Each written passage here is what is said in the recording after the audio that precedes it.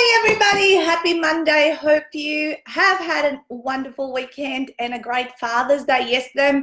Here in Australia, we certainly celebrated with our family, went out for lunch and spoiled Stuart and my father-in-law. Really enjoyed our time, and yeah, it was just a great family kind of weekend. So I hope you had also a wonderful day with fellow fathers, and that you're excited about the week ahead. So today we're going to talk about something a little bit fun. I'm going to talk a little bit about my date with Stuart on Friday, and we went to a escape room experience, and I'll explain what that is in a moment and how all of this can relate, or how you can reflect when you do play games, what you are like, and how that ultimately relates to what your business personality is like as well. So let me switch a couple of things off. I was such a rush trying to get on this live, so I'm just going to do my little share, you guys, across the other platforms that we go live in this morning. Good morning, Amanda and Adrian, and there's Susie and Wendy. All right, you guys, we're going to talk about that in a moment. So let me just share this in a couple of groups and we'll get started. It's a little bit of a fun one and funny as to what it was like. I also, a couple of years back, took Juddy to an experiential training. So he was only 8 years old when we did this, and this was with Clinton Slater, I think it was. It was a 3-day experience where we played a lot of games for 3 days, but learning about business at the same time, and that showed a lot about my business personality overall. All right, so an escape room. So about 9 or 10 months ago, Renee Hasseldine, one of the fellow business owners that I collaborate with, and we decided to go on a she had done these escape rooms, and herself, Amy, one of my authors, and our husbands, 3 couples, went out and we had our first escape room experience. Now, an escape room is a 1-hour experience where you get locked into a room and you need to solve a series of puzzles that go one to the other, and then ultimately escape the room at the end, and your clock is ticking and all that sort of stuff.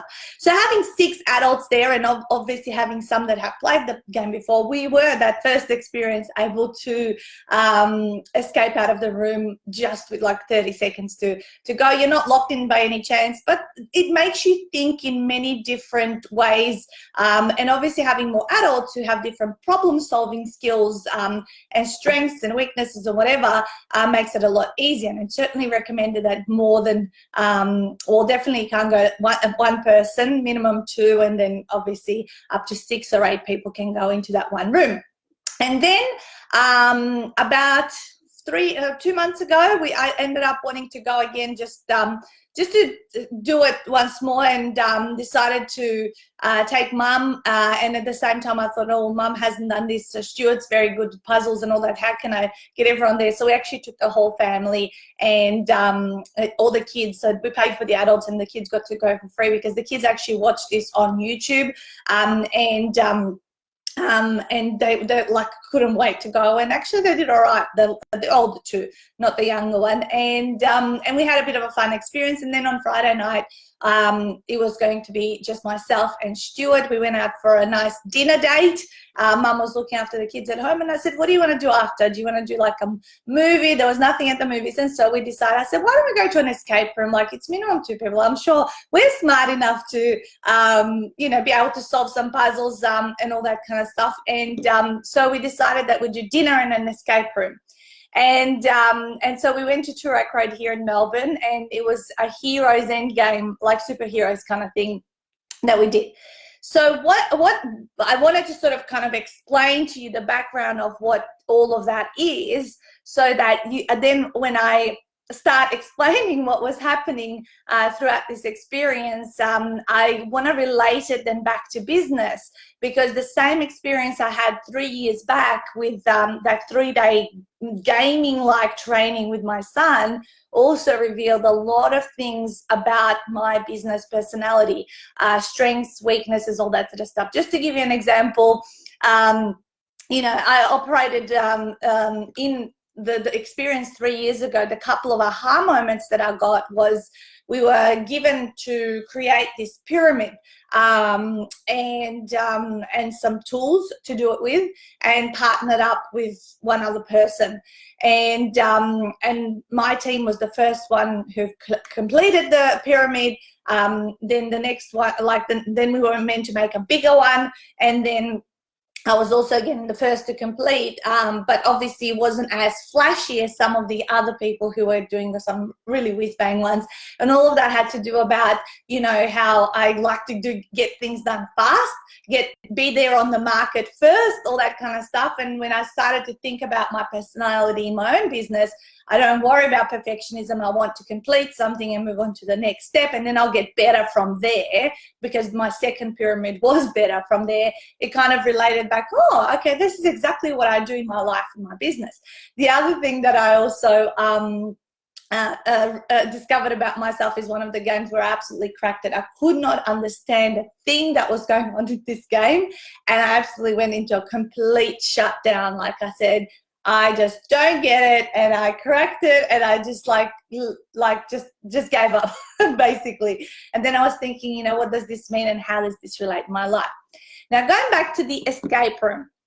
So as you guys heard, 60 minutes and series of puzzles and all that kind of stuff. And there was only 2 of us and not 6 of us. So we really struggled. So we went in there with Stuart, and we successfully did the first puzzle kind of fairly quickly, and then we got really, really stuck.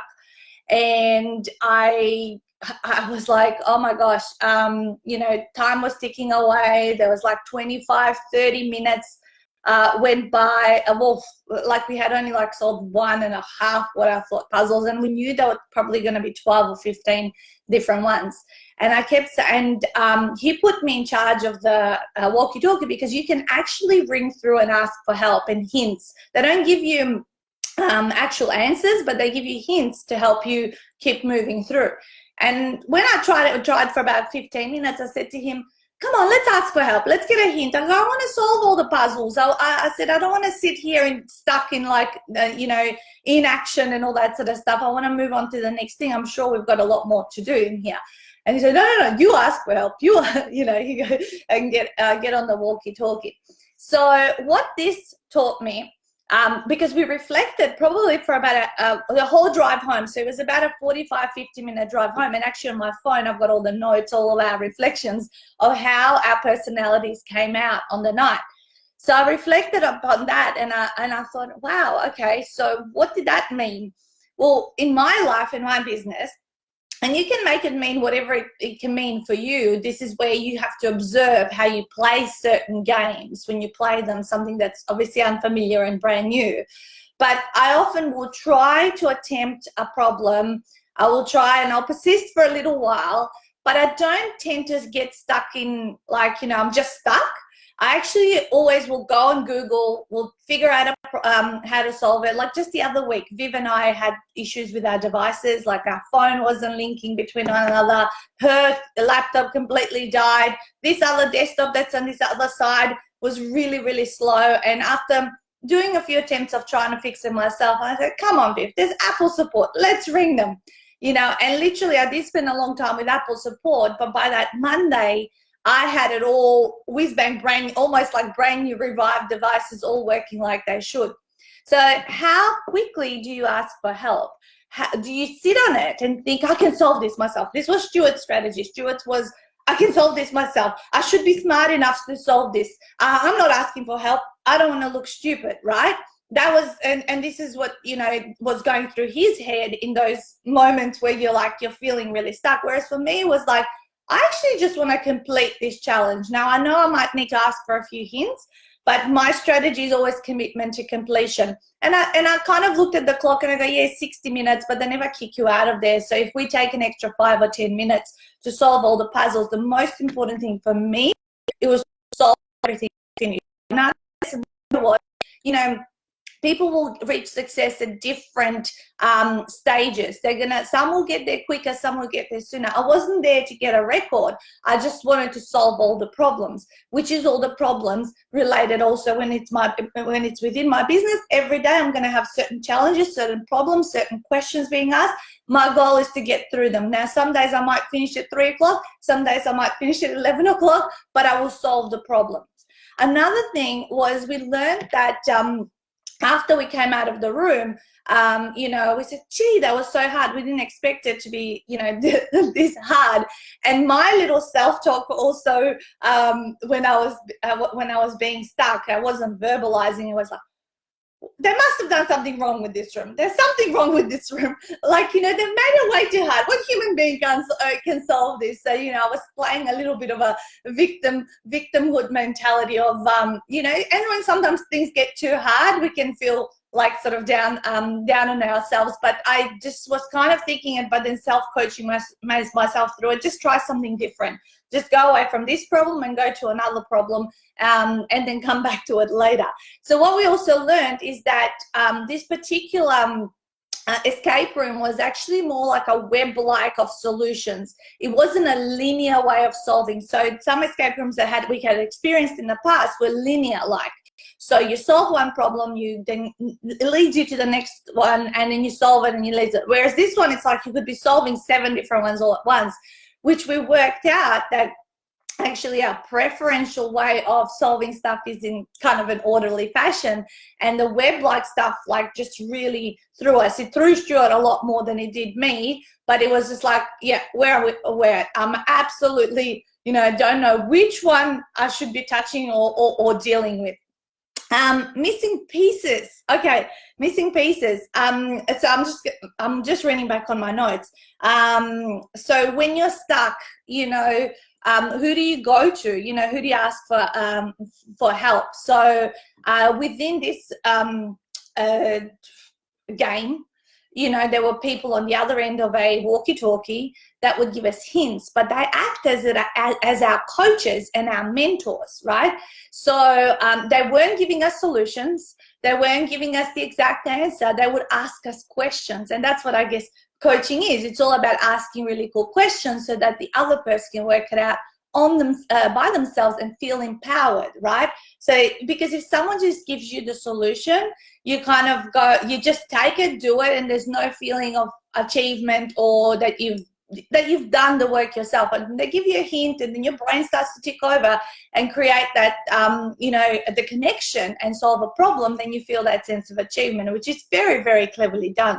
So I was really impressed by this. And similar thing is reflect back, I guess, within your own business. When you do get stuck, who's at the end of that walkie-talkie, you know, asking you some really cool questions, giving you some hints of what you should be doing? Who have you engaged to be your tweaker?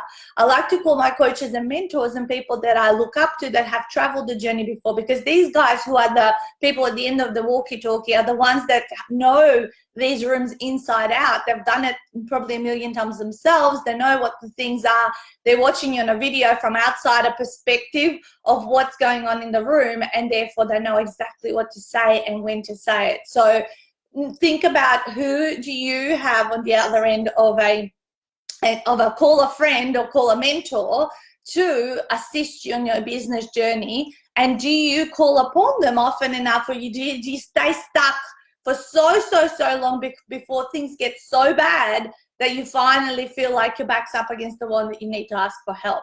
A big lesson in this was to ask for help early enough so you can make an adjustment and it's not so painful to get back out of that hole, you know, to keep progressing forward with your business.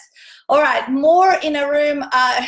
Okay, so another lesson in learning, obviously these escape rooms are designed for 6 people, ideally for 6 people, 6 adults and all that, versus just the us two. So what also that lesson we related back to business meant was that people, the more people you have, the faster you're going to solve something.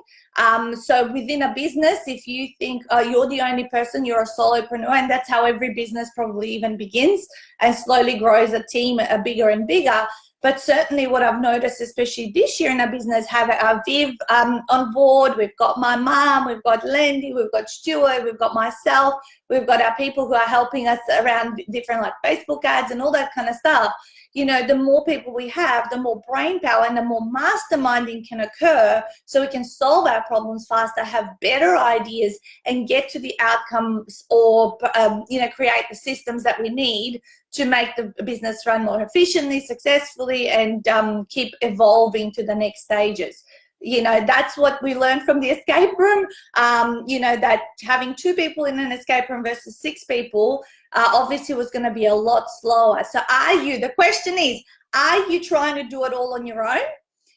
And going, I can do this and I can do that and I can still carry everything because you think you do it best, right? Because the best thing also about having, say, 6 different people in escape room versus also having lots of people in your business is that everyone has different strengths and weaknesses in terms of how they solve a problem and what angle they look at something from, which makes it a lot more colorful, which brings in, that big brainstorm to figure out what is going to be that solution that is probably the best one, because you're only going to probably think in one direction, whereas, say, Viv always, thinks in something in a different direction, and sometimes I might not like what she's got to say, but I kind of then think about it and I go, hang on, it's just that my own beliefs are getting in the way. Let's really think about and reconsider this idea. Same thing with Stuart. I'll often will push back on an idea. This is my strategy. I'll push back on an idea and then I'll stop and let it sink in and then come back and actually implement that actual idea. Okay, other things here is that time pressure. Okay, there was a time pressure in the room. You've got the clock ticking, and often in our businesses we also have time pressure. We can look at time in different ways. Are you there to get the record, or are you there to complete the tasks? Yeah. So from word go, setting the intention is really, really important, because if I'm not an experienced escape room person, and I'm going in there with 2 people, so I'm not going to set an intention that's going to go, we're going to break the record here and all that sort of stuff, because that's an unrealistic goal. So this relates back to what's a realistic goal and what's an unrealistic goal. I was making totally unrealistic goals at the start of my business. I said I would have a 6-figure business within 5 months of starting. I had no idea what was required. I guess I was unconsciously incompetent and had no idea how to set those realistic goals. So if you're not achieving your goals in your business, is it that you are perhaps are unconsciously incompetent and not setting realistic challenges for yourself and goals or figures or whatever it is, number of clients that you want to get ahead of you. Knowing what the escape room was like and how many people we had, I said, the thing is let's have fun. The intentions were let's have fun. I want to solve all the puzzles and be able to escape out of that last room. And that's pretty much it. If it takes us an hour 10, so I didn't worry about that, but the clock was still ticking there, so I still wanted to consistently be solving puzzles, because I knew that if I had only solved one, and I know there's kind of almost 15, I wanted to make sure that there was, that I was asking for help often enough so I can keep moving through stuff and not just sitting there for 20 minutes holding my head going, oh my God, I have no idea what's going on here. Something else that we noticed and we discussed was the rate of speed that solving each of these puzzles occurred. So in the beginning, it was very, very slow. Why it was slow is because we were unfamiliar with the room and what was going on, sort of how this room actually ticked. Right? similar things in businesses when we start out fresh, or we're starting a brand new project, or we're doing something for the first time. It's very unfamiliar, it's very awkward, it's very time consuming, and you feel like, you know, you're putting in so much energy, you're putting in so much action, and really nothing is going on. But what is really going on is you're building the skill set and the foundations and everything that you need. Then once it you know, comes through, the sprout comes through the ground, it starts to be visible and starts to grow super fast, like just like that story of the miracle of the Chinese bamboo, which a lot of you guys have seen at my half-day event, that particular story. So we noticed the same thing. We sold barely 2 puzzles in the first 30 minutes in the escape room, and then as we got really familiar with the room, like the last 10 puzzles happened in the following 30 minutes, because we started to sort of, our brain started to operate in the way that particular room worked, and then it started to become faster and more, the momentum built. So if you are early in a journey of starting a new project, or doing, or you are new in your business, just know that a lot of the time you're not going to see the fruits of your labor you know, sprout, and you might feel like, gosh, I'm doing this for nothing, but it's because you're developing familiarity, understanding what you're doing. And sometimes people go, oh my God, technology takes so much time, it's so you know, I hate spending hours trying to work something out. And that's just because it's unfamiliar, because you're doing it, you know, once you know how technology works, it makes you so much more efficient, saves you more time. So that chunk of time that you got to invest at the beginning of learning a system or a techie tool or whatever that will make you a lot easier, that pain is totally worth it, because you are going to be able to exponentially become more effective, efficient, and more productive within your business. We've got a couple of more points here. The importance of staying positive and having fun along the way. That was really important during our experience. There were moments of real frustration, and you know, not with the room, with yourself, you know. So just to know that you are going to have crap pop up that's going to make you feel sad or angry or frustrated and all that kind of stuff. But the most important thing is to also focus on all of the wonderful things that are happening and all of the fun that, you know, this journey, even in life and in business, brings us along the way. And to know that, I guess, the frustrating moments are the moments where we get the biggest learnings. And that's what, you know, as we took away, it wasn't about the hour actually that we spent in that room playing the escape room and all that sort of stuff. It actually, the best conversation and what happened and what we had is after the fact. So overall, in the middle of the experience, it felt like shit. You know, just wanted to, as I said, throw the towel in. But afterwards, all the golden wisdom, and that's why, like, I opened up my phone as the steward was driving home. I was like, you know, what did we learn? What did this actually teach us about who we are in life and business, and what we think about ourselves and how we play together, right? How do we play together in life? You know, is it, you know, and how quickly do we achieve our goals in the strategies that we operate in our minds? So we actually were able to look at one another of what that meant for each other, and actually get a awareness and understanding of who we are as people when we play the game of life and business through how we play the game of the escape room.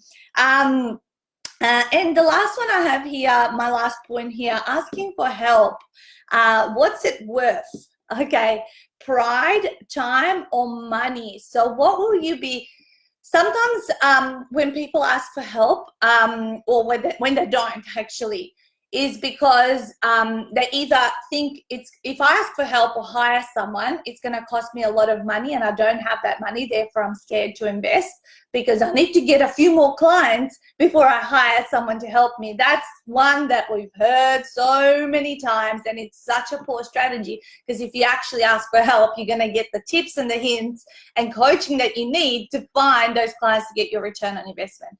Other times people don't ask for help because they might think, okay, it's gonna cost, like, you know, it's, I can work this out on by myself. So they actually think that just taking a bit longer trying to do it themselves is actually the investment they're willing to make.